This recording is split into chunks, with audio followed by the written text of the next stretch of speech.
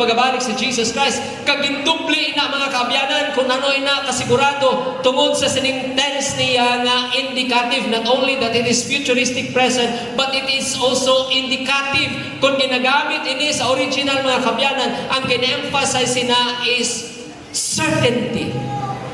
Sigurado nga magabalik siya. Kaangay nga nagpakita siya sa nauna, magabalik siya sa ikaduha, nga sigurado gid. Wala gid sang landong sa pagpangduha-duha. Sigurado gid nga mabalik siya. So this is not just an affirming, this is not just predicting, but this is a confident expectation, affirming and not only predicting. So tungod sini, si Ellen G. White may ara siya sa comment. Habang Ellen G. White, place your mind upon these things, and while you are doing this, Christ will be right by your side. May God help us to win the precious boon of eternal life. Ano habang Ellen G. White, kinahanglan, ang aton niya ginuhuna permi, ang ginaisip naton permi, langit, langit, langit, langit, bisan ano aton ginobra, langit ang aton ginuhuna, nga may kaupod naton sa wala sing katubtuban ang aton niya Dios dito, si Ginoong Jesus may kaupod naton siya dito, puno sang kalipay, puno sang kasadya, ay ara sa ginatawag nga kahusayan, may ara kalinom, paghidaay, tubtub sa walay katubtuban. Hambal din si White, kung amo ini permi ang aton nga ginuhuna, Christ will be by our side. Padayon man nga si Jesus, manginyara gid sa aton tupad. Di bala mo ning gusto naton nga ma-experiensyahan naton ang pinakasuod nga presensya ni Ginoong Hesus sa aton kabuhi. Ano ang aton himuon? Kinahanglan hunanaon naton permi nga kita kaupon niya dito sa langit. Hambal nila si White sa dira nga sige-sige kita nga naguna-huna na hanungod sa langit. Si Ginoong Hesus mismo manginyara gid sa aton mga tupad. Amen? Amo ning aton hunanaon mga kabyanan, mga kauturan. So tapos nga si Ginoong Jesus nagapag-istorya sa iyang mga gitutunan na hanungod nga mabalik siya anay dito sa langit. Agod nga amanan kita sang duog nga diin kita magapuyo kaupon niya dito sa wala si katubtuban, iya na dayon nga gin-istorya sa ila ang nahanungod sa iyang pagbalik liwat. Kag samtang nagapakig-istorya siya sa iyang mga gitutunan, hambal diri sa binuhatan 1:9 pakadto sa 11. Maobserbahan naton nga gin-describer na sa malanya kasulatan ang pamaagi sa iya pagbalik. Kaya mo ito importante. Ano pamaagi sa pagbalik ni Jesus Christ? Binuhatan 1:9 pakadto sa 11, kag sang nakasiling siya sini, sa nagatulog sila ginbayaw siya, kag ang panganod nagbaton sa iya gikan sa ila itululok, kag sang nagatulog sila sa langit, sang nagpaibabaw siya, yari karon may duha ka tawo nga napanaptan si maputi nga nagatindog sa luyo nila, kag nagsiling mga tawo sa Galilea, nga bala nagatindog kamo nga nagatulog sa langit, ining Jesus nga ginbayaw palangit gikan sa inyo, magabalik sa amo nga bagay. Sumo nga nakita ninyo siya nga nagpalangit. Ano ang ginasugid sa aton diri mga kabyanan, mga kauturan hanungod sa pamaagi sa pagbalik ni Jesus Christ? Christ's second coming is a personal coming. In other words, wala sang proxy, wala sang substitute, wala sang sali. Siya nga nagpalangit, siya man ang manaw. Si Jesus Christ nga nagpalangit, siya man ang magabalik diri. Wala sali, wala proxy, wala sang substitute. Siya gid nga nagsaka, siya man mabalik. So mo na ako maghambal sila nga ako na si Kristo, mapati kita. Hindi. Kay siya nga nagpalangit, siya man mabalik. Wala sang iban nga mag-impersonate sa iya dapat. Kay ang iya nga pagbalik, personal nga pagbalik. And not only nga personal ang iyang ining Jesus nga ginbayaw palangit gikan sa inyo, magabalik sa amo nga bagay. In other words, siya man magabalik personal. Subo nga nakita ninyo siya nga nagapalangit. Not only that his coming is a personal coming, it is also a visible coming. Makitaan sa atong mga mata. Kita nyo na? Hindi tago. Hamba sa ibang sikreto. Tuod, wala kita hibalo kung saan. Amo na sikreto. Kaya wala man kita gitsubiri kung anong pizza sa iyang pagbalik. Ang timing sa iyang pagbalik, wala kita kabalo. Kaya man Jesus Christ, kaangay lang na sang inang nagaanak wala nga babae. Damo ang istorya pero wala kita time. Okay, nakatuha naman kami ni Mrs. ang anak. Oh, habang sweetheart, kanto na ta sa ospital. Sabi niya, wala pa ni.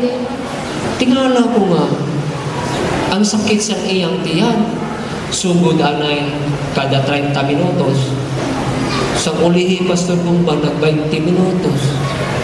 Sa ulihi, nag-10 minutos na lang ang agwat. Kaduda na ako. Ama ko, sweetheart, kanto na ta sa ospital. Ama niya, wala pa aman ng ano na.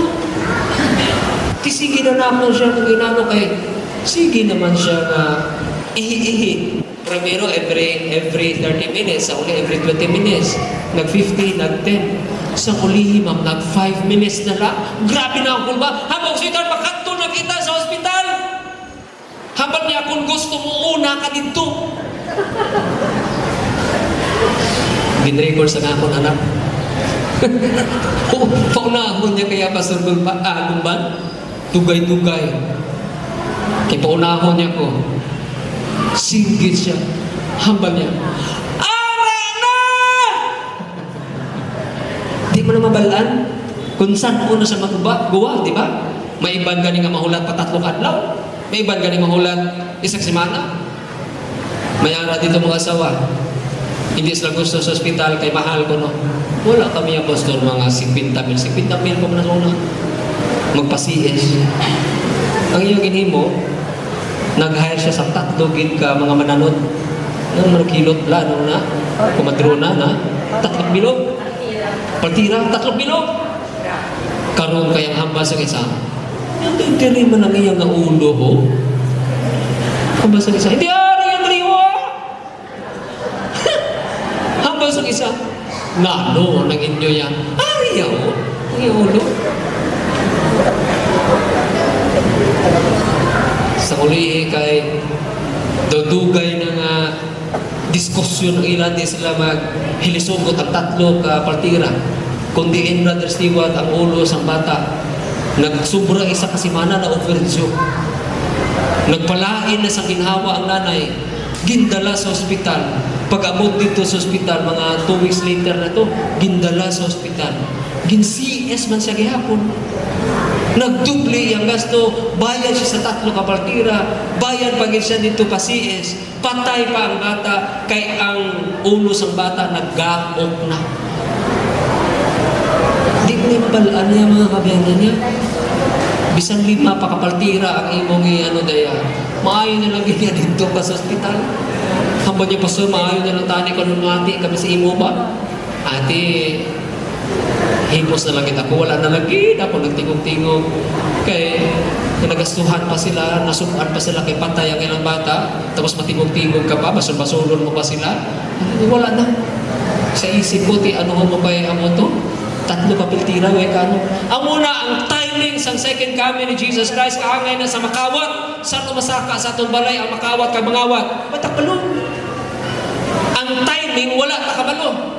Pero ang manner sa iyang pag-abot, balanta. Ang pamagi bala sa iyang pag-abot, balanta. Ang una, makitaan. Ikaduha, siyang nagsaka, siya man now. Not only that is going to become a personal, visible coming.